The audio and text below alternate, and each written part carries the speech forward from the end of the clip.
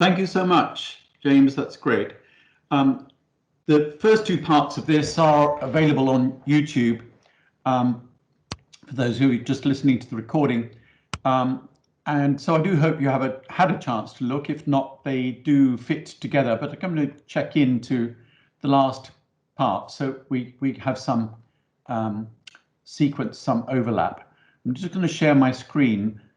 James, can you unmute just to confirm you can see the screen all right? I can do, yes. Okay, so there's the title screen. So this is part 3. It's a long, obviously it's a very big and complicated issue. And the first thing is a disclaimer. I don't research neoliberalism.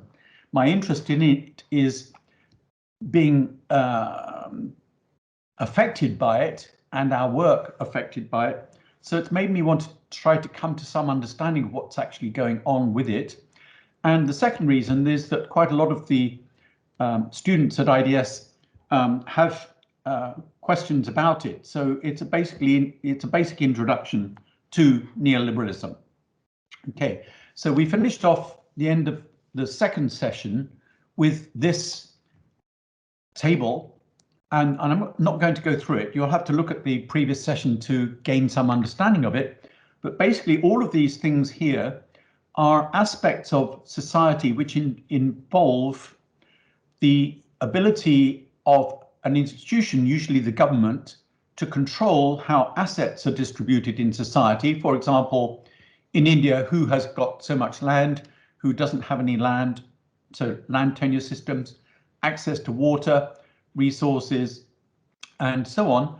And then the rest of them are how the wealth of society is divided between different groups, between different classes, males, females, ethnic groups, and so on. So all of these things are related to what we call development studies. So all of these are within the remit of what we do at IDS. So we should have some understanding of how they are affected by different ideologies and policies, including, of course, neoliberalism.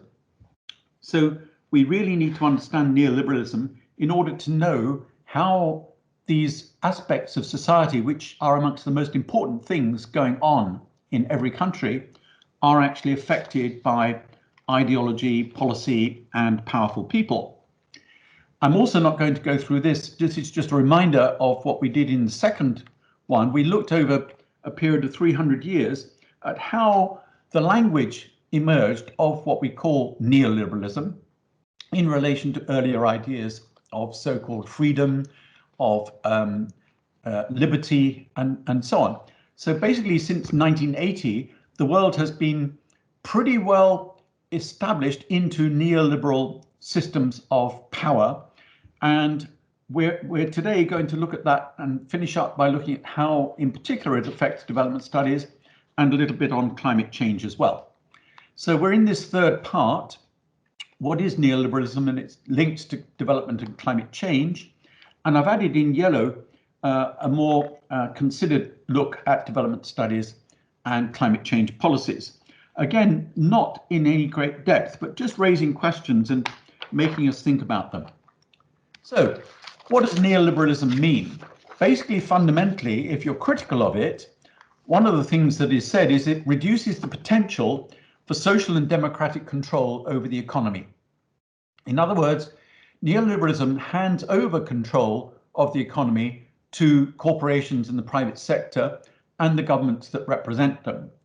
And basically, it has enabled business capture, corporate capture of the way in which economies are controlled and regulated. And all of that supporters of neoliberalism would argue that government control and regulation over commercial activities harms businesses and therefore reduces human well-being. So the other side of the argument is that government interference, red tape, the so-called nanny state, that means that the nanny state determining issues of health, safety, building regulations, whether the aircraft you fly in is safe to fly, whether the building is covered in flammable or non-flammable material.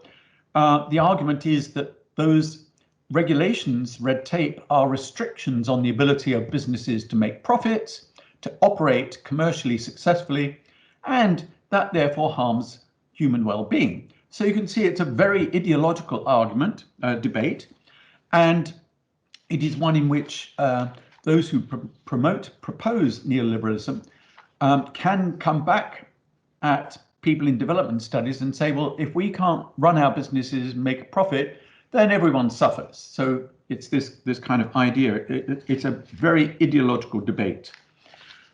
Now, one of the things that I have wanted to talk about is that neoliberalism also promotes economic growth as the primary measure of human progress. So it relates back to the ability of businesses to flourish, thrive without interference from government rule or regulation.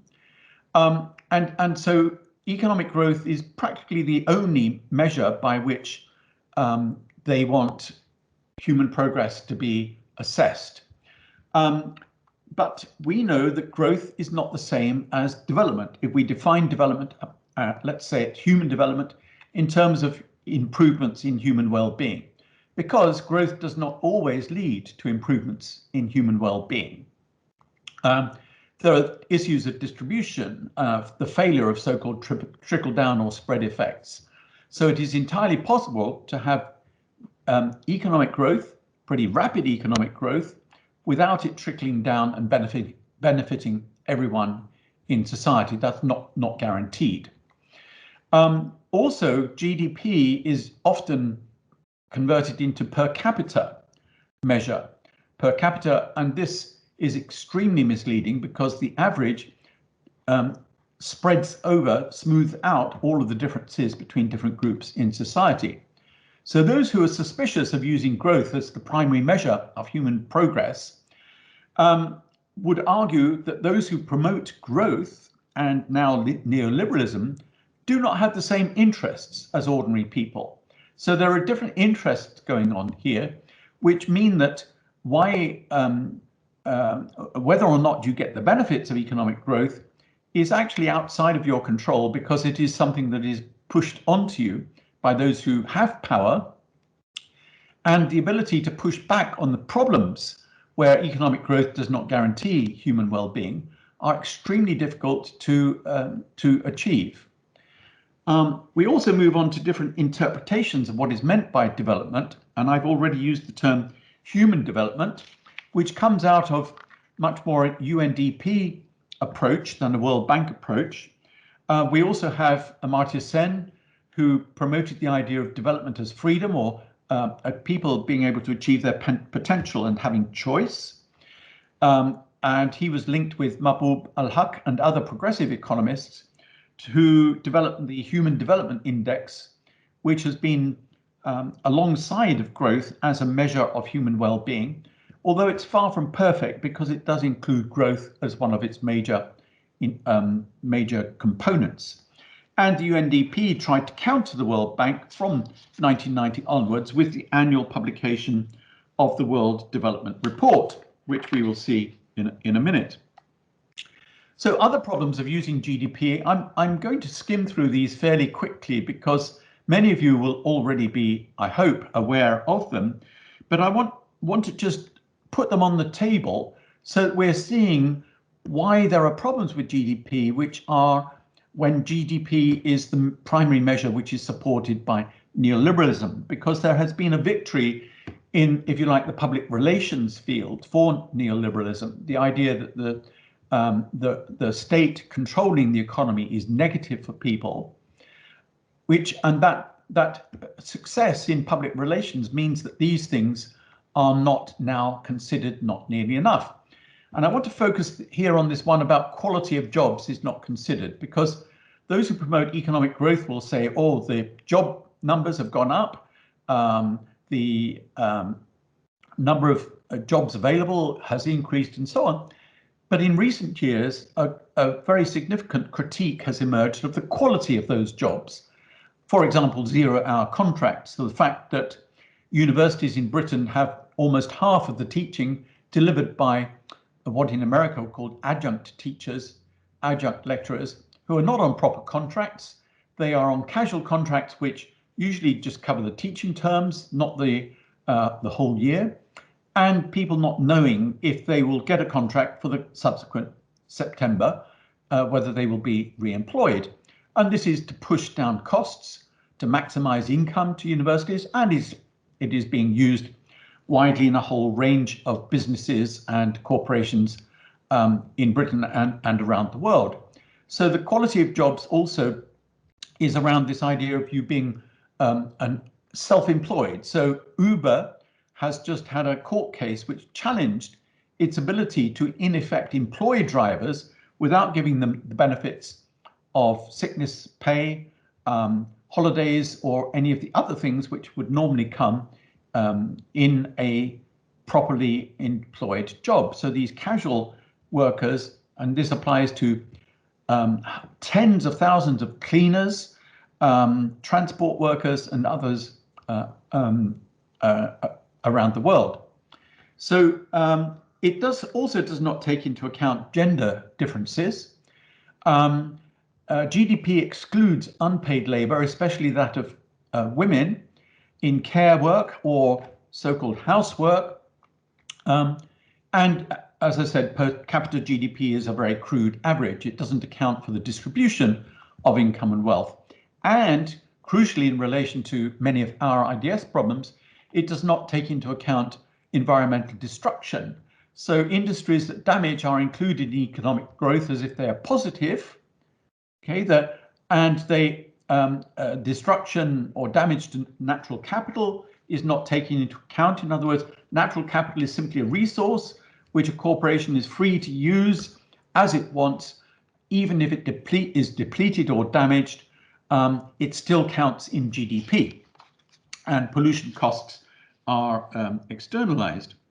And of course, global warming is the most serious result of this. Climate change as a direct consequence of behaviors of corporations that do not want to take into account the carbon dioxide that is put into the atmosphere by their activities.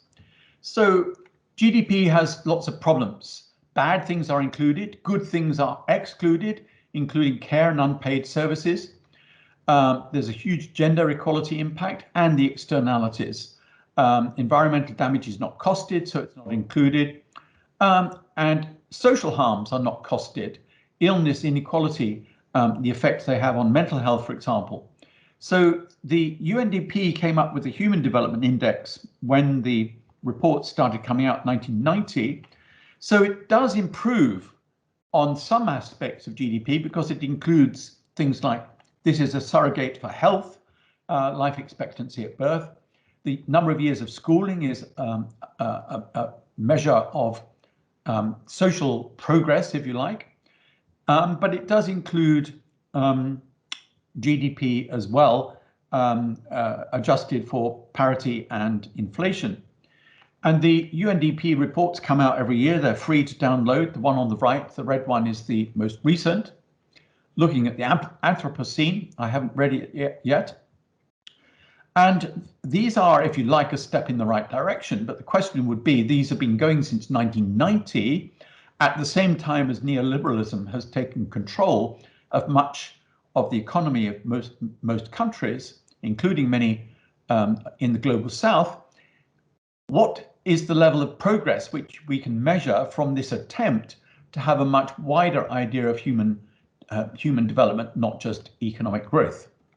Okay, now I'm going to steal from one of the early human development reports from 1996, a diagram which I found quite useful to get us to think about things in relation to this and the impact of neoliberalism on human well-being and on development. So this diagram is quite complicated, so I'm going to build it up step by step.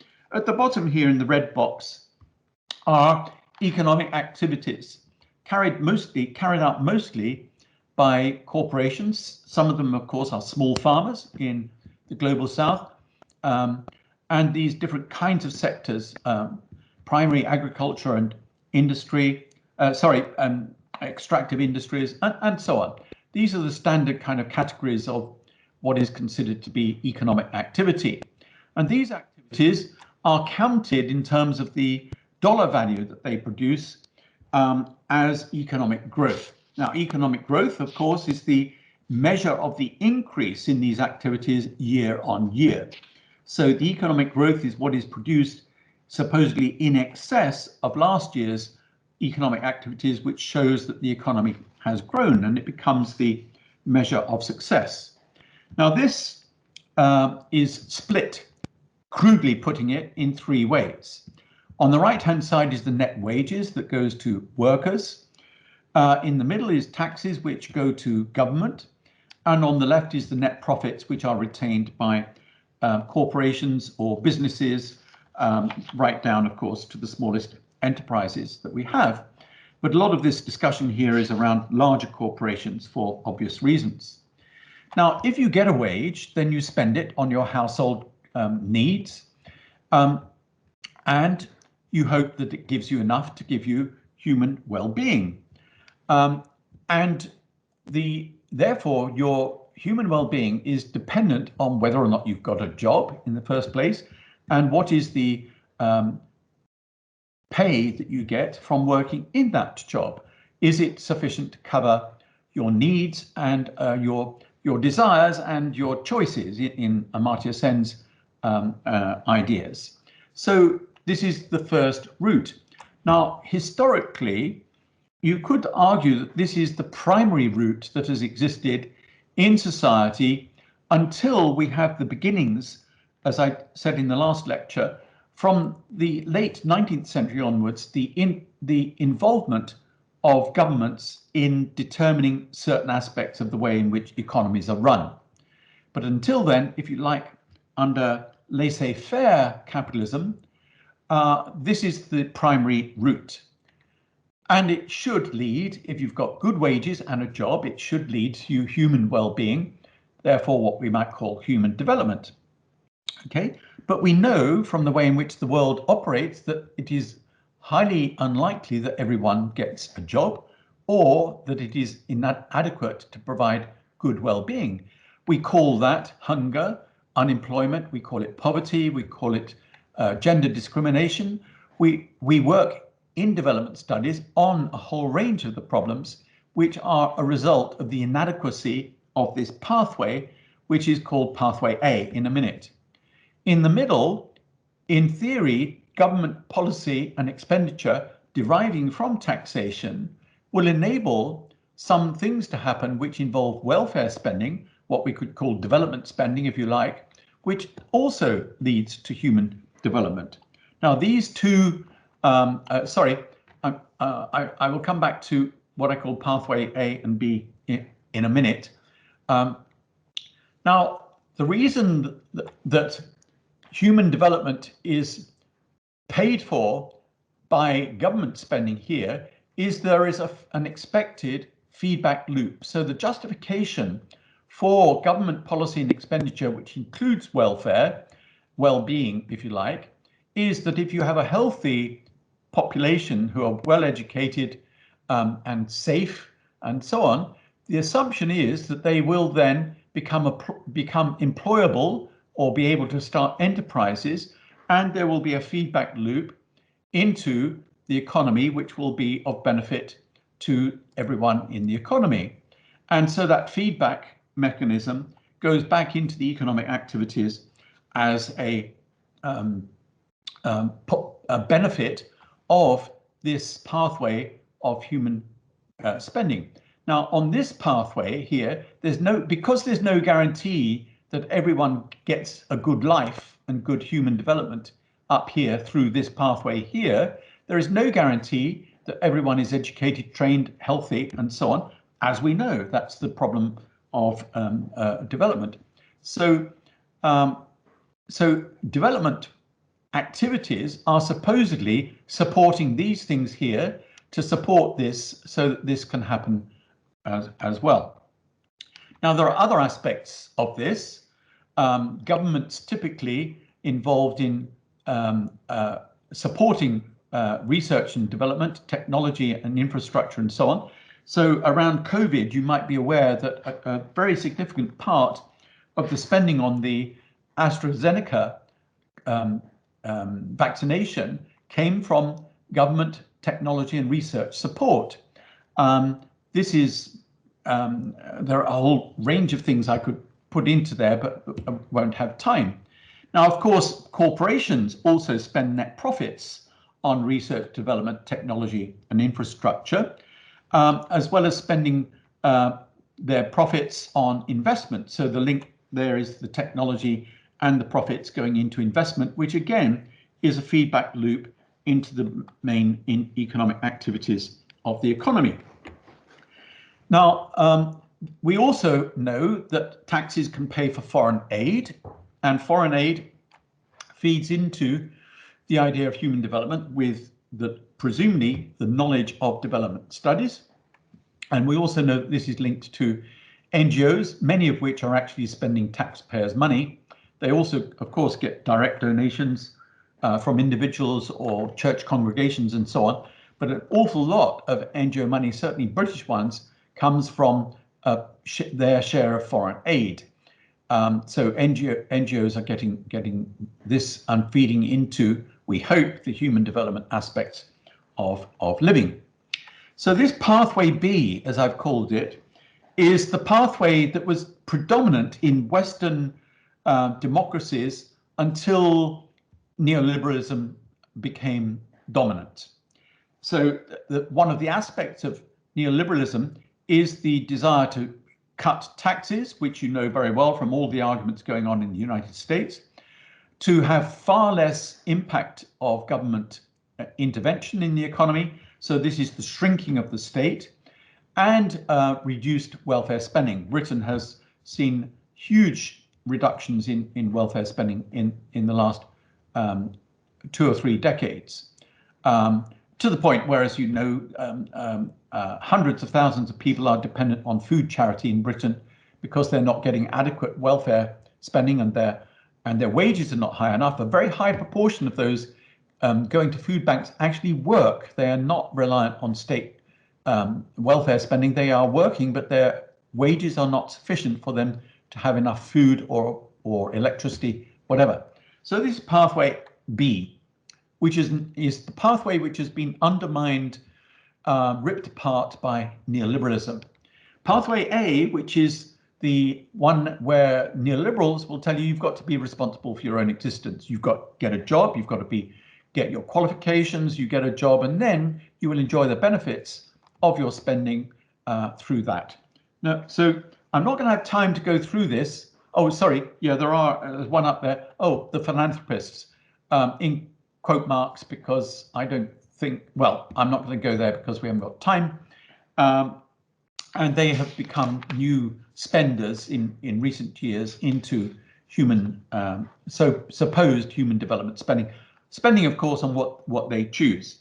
Now, one argument is that if they paid their taxes and corporations paid their taxes properly, it would be possible for it to come through this route rather than people suffering on this route having to rely on the philanthropists to pick up the pieces in the way that they decide, and society does not decide. So this spending here, in theory, is under the control of society because these governments would be elected and they could be held accountable when they're not doing this very well, whereas they are not accountable and they can choose what they want to spend their money on without any societal constraint other than the potential for embarrassment, which doesn't seem to work with most philanthropists.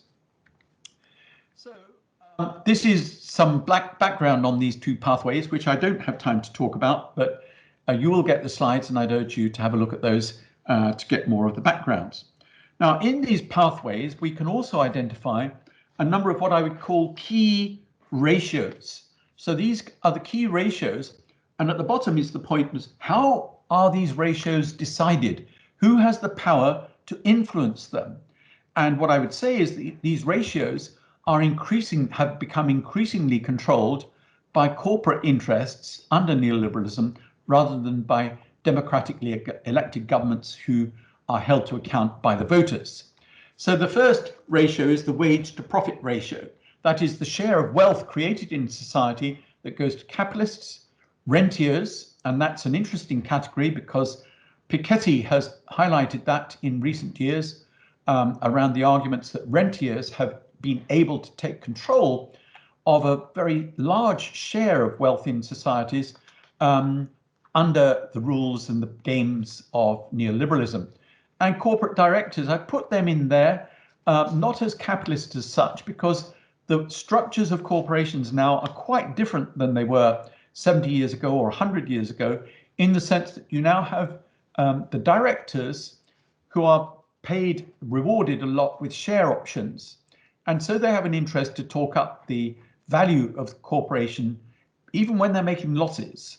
So there are a number of billion-dollar businesses like Uber, Deliveroo, Workspace, which have never made a profit, but their directors are paid in millions and millions of dollars because they've managed to persuade people they will become profitable in the future.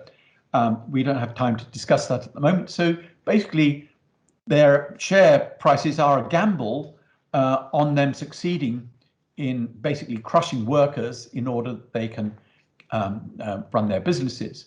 The next ratio is the profit to tax ratio. How much profit is actually taxed? How much resources do governments have to spend on things, which of course is military, but also development and welfare. And then the public expenditure ratio, which is the ratio between what governments have as taxes and what they put into public, I'm getting ahead of myself. This is the government share of GDP, okay? It's not the profit to tax ratio, it's the amount of GDP which goes to the government in taxation. And the social expenditure ratio is the proportion of government revenue which is actually used for the benefits of humankind through welfare spending or development goals, including spending on foreign aid. Okay, so we need to understand who is controlling these ratios and how that control has changed over the last 40 years under neoliberalism. Now I'm going to illustrate a bit of this with these designs which come out of the 1996 World Human Development Report that I mentioned already. So GDP, the yellow square is the government share of GDP, which is derived mostly from taxes. In the past, it could have been government ownership of businesses which made profits. But very, very few governments now own businesses. In Britain, they used to own the post office, British Airways, the energy companies, and so on. These were all in the public domain, the railway companies, and so on. They've all been privatized under the ideology of neoliberalism. So the government share of GDP now, it does not include any profits from business. It is almost all from taxation. So the government share then is called the public expenditure ratio. But if a government in the global south has what it might call an inadequate share of GDP, then donor assistance comes in order to provide help to that government. And actually, this is at the roots of foreign aid. The early arguments about why there should be foreign aid, for example, after independence to countries like India and so on, was that it was to fulfill the savings gap. Early development theory identified the savings gap and the saving ratio in those countries as a key handicap to the development of the economy. And so early ideas of foreign aid were around this idea of bridging this gap to give an initial support for the government to make investments that would improve the economy, for example, in industrialization and technology. Now, more recently, although this is phased out to a large extent now, donor assistance might be to a ministry. So, for example, for quite a few years, Uganda's Ministry of Health, possibly Education as well, I can't remember, got donor assistance directly to the ministry. In other words, it wasn't development projects on the ground, it was budgetary support to the ministry as donor support. Then, out of the share of government GDP, the yellow square, what share of that goes on so-called welfare spending rather than on arms, the military, on other aspects of infrastructure investment and so on. So what is the share that would improve human well-being in what we might call development? And of course, donor assistance came in there to some extent as well. in recent years. So, so the social allocation ratio here is the welfare spending as a proportion of government share of GDP. And this is the area that we're particularly interested in relation to development studies and development work, the donor assistance being part of that process. So going back to the very first slide, power determines access to assets for livelihoods like land, water, power, electricity supply, and so on, and income. So I'm not going to go through these again. I'm just reminding you that the other way to interpret these headings here is through those ratios that I've just been talking about and understanding them in relation to pathway A and pathway B. So I'm revisiting this in order to put the connection between these headings here and those that I've just been talking about. And this is a fairly standard comparison between the differences of human development versus economic growth. And I'm not going to talk about it, it's there for your reference, but it does indicate why on the left-hand side, the main motivation is profit. So what everyone in the neoliberal world advocates is that if corporations can operate to make profit, to support growth, then that will trickle down to people. But this is an effect of growth. It's not a goal of growth. It is not claimed by most corporations that if they can expand and make profit and so on, that will lead to people's well-being. It's not a goal of what they do. It's an accidental outcome of what they do.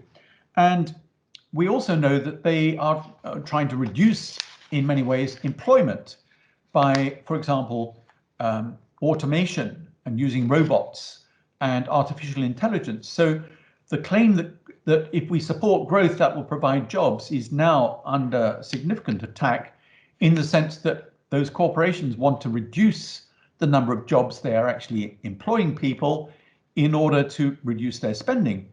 So human development, the priority is people's well-being as the priority, not growth. So I'm not going to go through all these.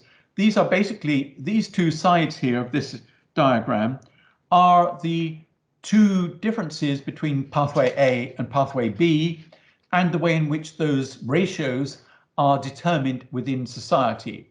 So basically, neoliberalism has shifted the values of society away from the right-hand side on human development towards support for and capturing of policies to support those on the left-hand side. So how has development studies been affected in all this? Well, the first thing to mention is the loss of core funding and now having to tender for work. So for example, when IDS began, it was entirely funded from a grant from government. Now, of course, that implies that there is government control and you're reliant on having a degree of autonomy in the way in which you're allowed to do research. But from my memory, a lot of the research that was done independently of government control. There was freedom to determine the frameworks that were used, and a great deal of the research that was done on development problems was done under those conditions. Now, IDS and all the other organizations, we have to tender for work, it's competitive. Basically, the organizations that tender may not have any expertise, as we'll see in a minute. So there's been this shift, and I do argue that this has constrained research autonomy. The research that is done now has to fit within the frameworks of the funders. And some of you have seen me make this argument, for example, about food security as the buzzword that is used. We're drowning in buzzwords and fake concepts, which are what are favored by those who do the funding on the basis that under the approach of neoliberalism, the funders do not want, because the funders represent the way in which society is run for the benefit of corporations. The funders do not want us to analyze what is causing a problem, like hunger or poverty or so on. It's not a conspiracy, but it's actually a framework within which it is more difficult to autonomously say, actually, you're not looking at the real causes of the problems that we are trying to analyze and assess. And into development work, new players have come in who have basically no qualifications. Accountancy firms like PricewaterhouseCoopers, which we'll see in a minute, development consultancies. So these are private consultancies ranging from a collection of self-employed people under an umbrella name, sort of 4, 5, 10 people, up to large consultancies, and especially engineering consultancies, because a lot of aid money now goes into infrastructure. So basically aid is contracts going to civil engineering companies, especially in relation to climate change, which we can come back to. So when I say no qualifications in understanding people, development, human well-being, and so on. These are corporations which have other goals than human well-being, have not got the background legacy of understanding causes, and will not try to find out how people live, what their lives are like, why they suffer poverty or hunger. It's about applying a fix which is determined by the funding to a problem which is defined by outsiders. And what has happened with this is, I would argue that NGOs now having to bid for this aid funding, competing for the roughly £15 billion a year that comes from just the British aid budget, they become corporatized. Contract machines, as one of my friends who worked for 2 very large British-based NGOs said, we are now just a contract machine. We process, we tender for the work, we process the contracts, and some of that money is to pay for the enormous salaries of senior staff. So I haven't looked recently, but Save the Children Fund, 5 of its senior staff were paid more than £150,000 a year. And the argument of NGOs around this is to say, well, if we don't pay that much, we won't get the right kind of people. My argument is, if you think the right kind of people are those who want big money, then they're not the right kind of people for doing this kind of work. You've got a completely misunderstood idea of what is the right kind of person to be working in an NGO. And I got quotes from staff, so that's at the top, but I've got quotes from staff which I probably won't have time to look at, who are actually enduring these problems at the bottom of the development process.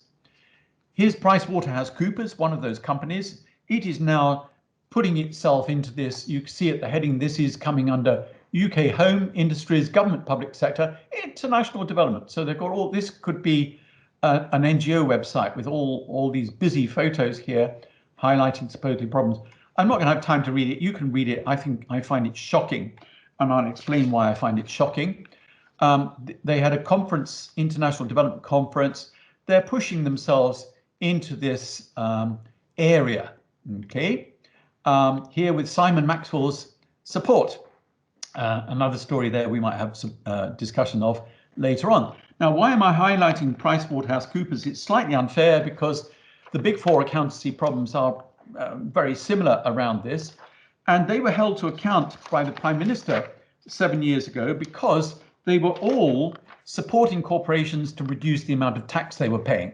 And that tax, of course, would have been useful, not only for paying for overseas aid, but for paying for welfare help, education and health service within Britain itself. So Cameron was forced to criticize them for this because they were deliberately setting out to help corporations reduce their tax bill. And at the same time, PricewaterhouseCoopers got a huge contract from DFID to run a climate change research program. So these are fundamental contradictions coming from this neoliberal approach to how we do development work. And several times since, they've been threatened with being broken up on the grounds of conflicts of interest, monopoly behavior, and so on.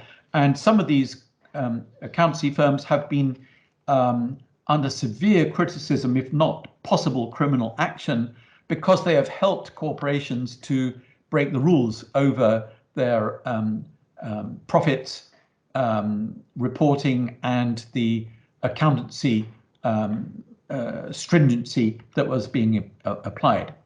And as I said, they've expanded into consultancy work which is unrelated to accountancy processes. And so I'm reminding you of that from the last talk. And this is an example of where PwC helped one of Britain's richest people to avoid taxes who moved to Morocco to escape. Now, I'm fast running out of time, and this is a set of comments relating it to climate change. What I think I might do is to stop. This will be there for you to talk about, and we can come back to this in discussion. I do want to leave decent amount of time for discussion, but this is where basically this entire slide is about the fact that the climate change policies to reduce carbon emissions over the last 30 years were captured by neoliberal proponents working through think tanks like the Environmental Defence Fund and so on, who promoted emissions trading rather than a tax on carbon at its extraction point.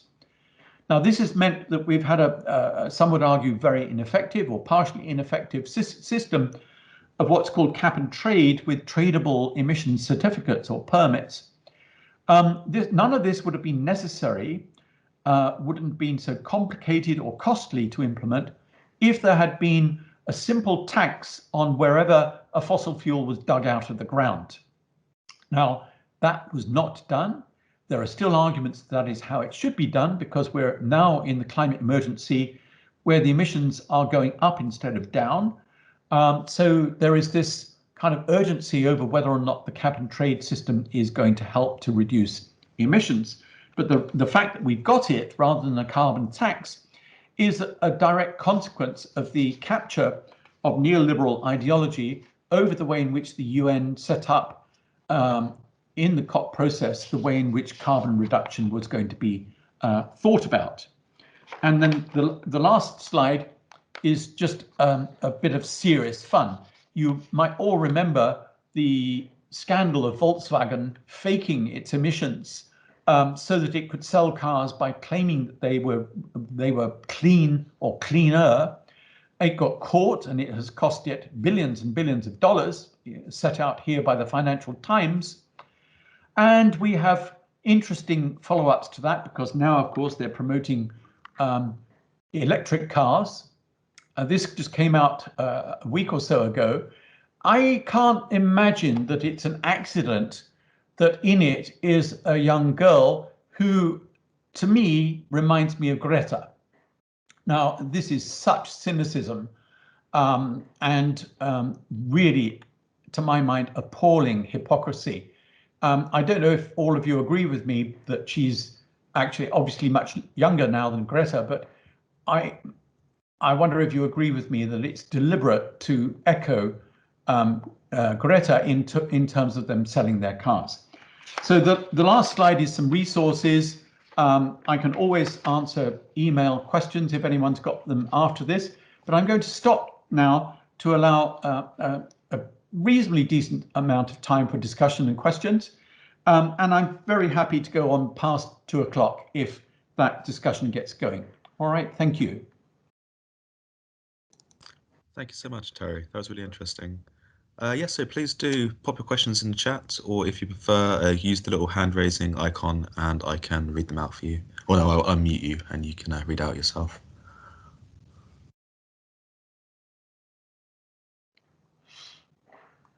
Well, perhaps I should ask one to just get the ball rolling. And just a reminder to everyone, we can pause the recording if you wish to have that. So Terry, I guess my question would be around monopolisation and the effect monopolies have had, in the past, 60 or so years, after the war, 70 or so years. And I guess like where we're going in the future with monopolies and what role you see, the kind of increased concentrate in one place and fewer hands of capital, and how that will affect international development. Okay, I'm not a specialist in that area, but what I would say is that we have a paradox here, which was recognised very early on in governments trying to influence how businesses operated, because laissez-faire was a kind of an ideology that related to early 19th century capitalism, when you had thousands and thousands of competing companies, firms, many of them family owned, many firms in the same business. But the natural tendency of capitalism is for takeovers and a process which leads in effect to monopolization.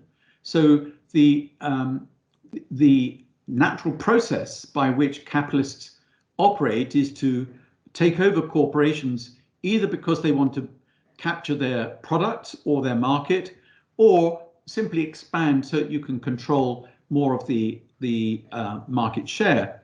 And this was recognized in the late 19th century, especially in the United States, but more recently in the European Union, where you had laws which were in America called the antitrust laws, which were designed to try and reduce the ability of corporations to become monopolies. And the argument there was that because a monopoly can in effect charge what it wants, it is not consumer friendly.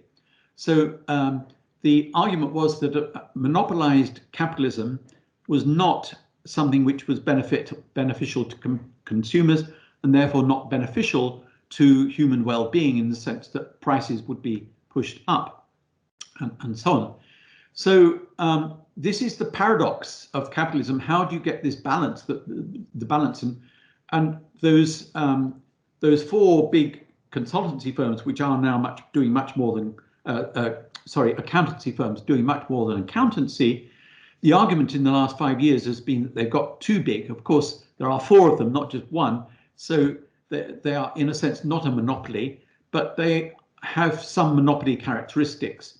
And so there has been an argument that they should actually be broken up in order to avoid the problems that come with this. We've heard this over Google, over Amazon, and so on. I think that the problem is that they have captured policy in a whole range of ways in order to determine how society operates. They are not accountable in ways which are harmful to human well-being in so many ways, on welfare, well-being, gender, ethnicity, and so on. So I think the argument against monopolies is very powerful and very important, but we're not in a good situation because, in effect, neoliberalism has given them the ability to become more dominant and, in a sense, more sinister.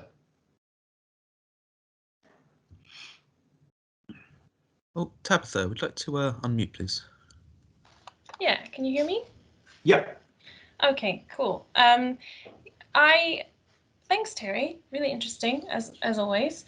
I just wanted to, maybe it's not so much a question, but a reflection on linking some of these ideas to the pandemic and the response globally. And you did mention the fact that lots of public money was invested in the development of the Oxford AstraZeneca vaccine. And I just wanted to add as well the fact that it, although the developers wanted it to be open source, it was a philanthropist, Bill Gates, who came along and convinced them otherwise. And I think that ties into this sort of notion as well that is really dominant in the neoliberal era, that private companies are more efficient and better at developing products, distributing products, etc. So that's one observation I just wanted to share. And secondly, just the notion that overall public health is not profitable, and so it doesn't get investment, and that's, you know, partially why we find ourselves in this position and why we have so many public health issues. It's not considered worthwhile in terms of measuring, as you were talking about, well-being. That's all. I think it's very, very helpful. Thank you, Tabitha. I think education is also not profitable, except for the private sector. There's a hugely profitable education sector in Britain, which is private.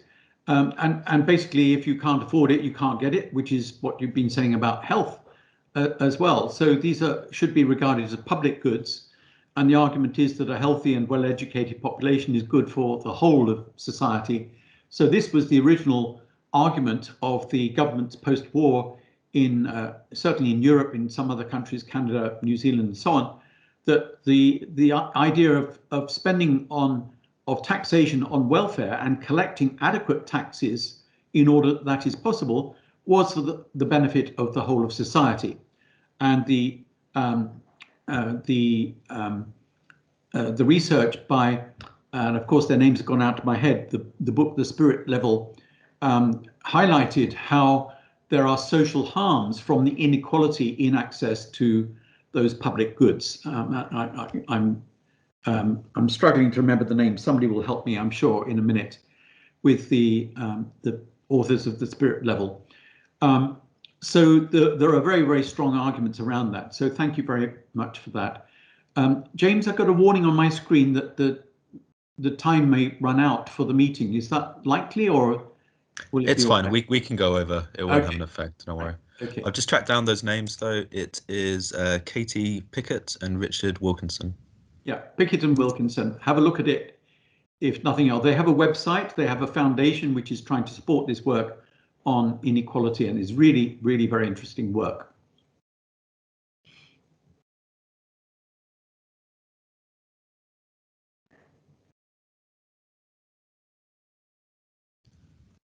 Oh, yes, Maria, would you like to unmute yourself and ask your question, please? Yeah, hi. Thank you, Terry. That was a really interesting lecture. I'm currently writing an essay that's on philanthrocapitalism, and so this has been a really kind of interesting reflection. I was wondering about what you said about change and how, and I'm kind of struggling to find the role of development to create real kind of systemic change. And I wonder to what degree that can be done through government and politics, considering how much influence these philanthrocapitalists and considering how much influence these monopolies have. And so I wonder whether development should be focused on creating social movements rather than policy through government. Because if governments are going to be bought out, how can we kind of manage that? So I wonder if you have any thoughts on that. Sorry if that wasn't the most topic relevant question, but yeah. I'm completely with you there, Maria. I doubt whether it will happen that aid money would be spent on building social movements. It would be great if it did, and I think that is absolutely what is needed, is grassroots pressure through even single issue campaigns would be great. I think one of the things I'm working on at the moment, you might all be interested in, is, or I'm trying to start working on it, is what I call the development checker, the 10+ development checker, which actually the 10+ is because I want to get volunteers who would go to look at what was a supposed development project that finished 10 years ago to see if there's any sign it ever exists afterwards. And my hypothesis is that a lot of development project spending, although of course they might produce intangible benefits like training or thinkers or professionals who could do a better job, a lot of it, I do suspect, after a while has no legacy. And a number of people I've talked to have agreed with me on that from their experience over decades. So that's one aspect I'm looking at. The other is what I want to look at is what I call the cure to damage ratio. So, for example, earlier this year, a report came out on, I think it was on major banks. I think not only British banks, but major banks in the West, and how much lending they give to corporations that will cause environmental damage. And this was of the order of, I think it was $7 trillion a year. A year is invested by them in corporations which will then do activities which cause environmental harm and therefore harm to people. And I wanted to do a quick check on how much money is actually available globally to environmental organizations that go and fix the damage. If you like, the cure to damage ratio, how much money can fix it, cure it, compared with how much money is spent on making it worse. And my supposition is I did a quick one for back of the envelope for European Union environmental spending. And from that, I've sort of worked out that there is, it's an order of magnitude bigger. The money spent on making the problem worse is an order of magnitude bigger than the money that is spent by donor countries to support environmental remediation. And that's where we are. And I think it would be the same with a lot of development spending, that the problems that exist for development can never be fixed by development spending. So it's something I think we have to face up to. What is this ratio? It seems like I'm in favor of ratios a lot today, but how we understand this ratio of what we get to spend in development work compared with what is spent to make the problems worse.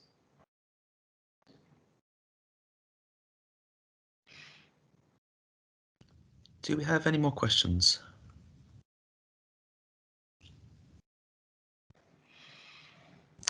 Okay, well, then perhaps we should wrap up just a little bit over time there. I want to say thank you to Terry for not just this seminar, but also the two preceding ones. They've been really interesting. They've been peppered throughout this term. This one will also go up on YouTube with the other two, so please do check them out if you haven't had a chance to.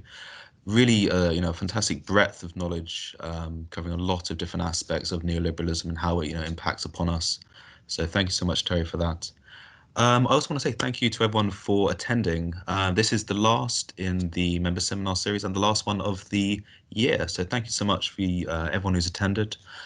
One thing I am talking to our alumni officer, Michelle, about is considering, lockdown and everything that's been happening this past, 18 months or so, is inviting alumni to member seminars, having this additional function where, students who are learning this year, in the future, when you become alumni, you can still come along and you still get invited and you can still take part and ask questions.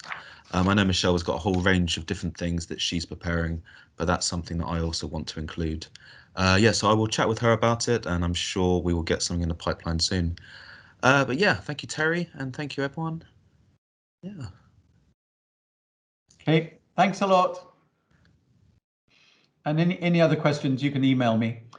And Maria had a very good point in the chat about the cure to damage ratio of a peace building and spending on arms and weapons. So I'm going to follow that up, Maria. Send me an email so we can follow that up. Thank you.